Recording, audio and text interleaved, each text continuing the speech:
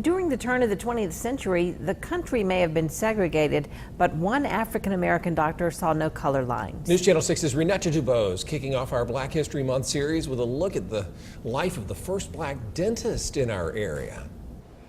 Augusta opened its doors to the Lamar School of Nursing, the first training school for nurses in the South, and sent its native son, Judson Lyons, to Washington, D.C. to work at the Treasury Department.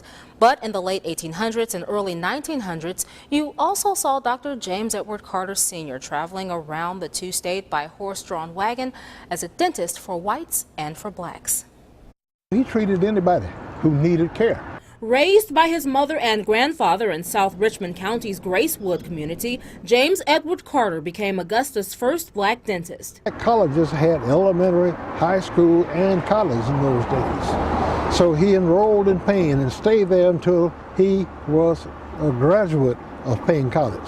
The honor student studied mathematics, science, literature with an emphasis in Latin. While studying at Payne College, Carter took a part-time job at a dental office at 644 Broad Street, where the Ramada Inn now stands. While he worked as the cleanup guy in the office, Carter says doctors Patrick and Wilder noticed how much information he retained.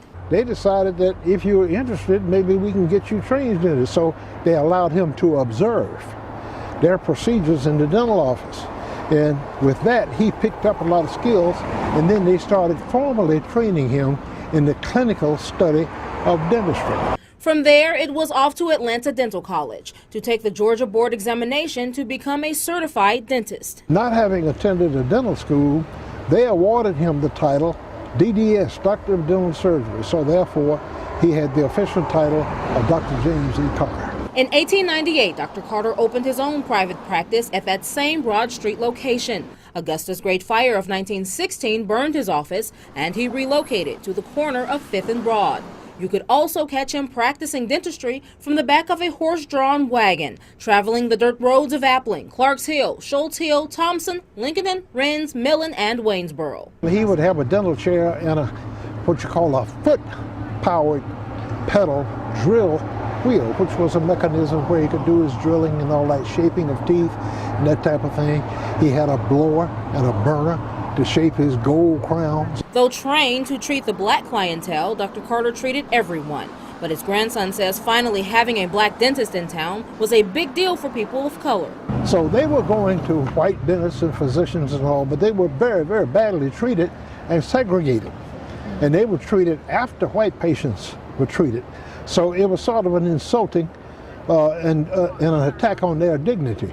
The corner of 12th Street and Laney Walker Boulevard was Dr. Carter's third and final practice, and he worked there alongside his son, Dr. James Carter Jr., from 1934 until he retired in 1953. People would bring them for their services things like greens out of the garden, chickens out of the chicken yard, ducks, or anything they had to satisfy their bill.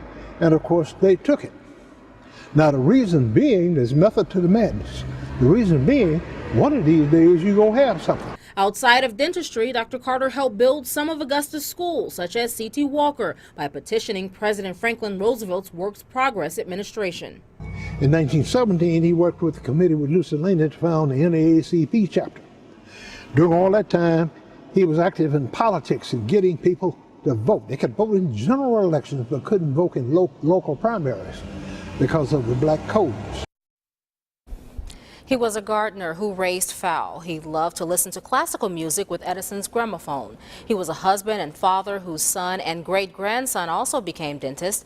And in true Augusta fashion, Dr. Carter loved to play golf. Back to you. Great story, Renata. Thank you.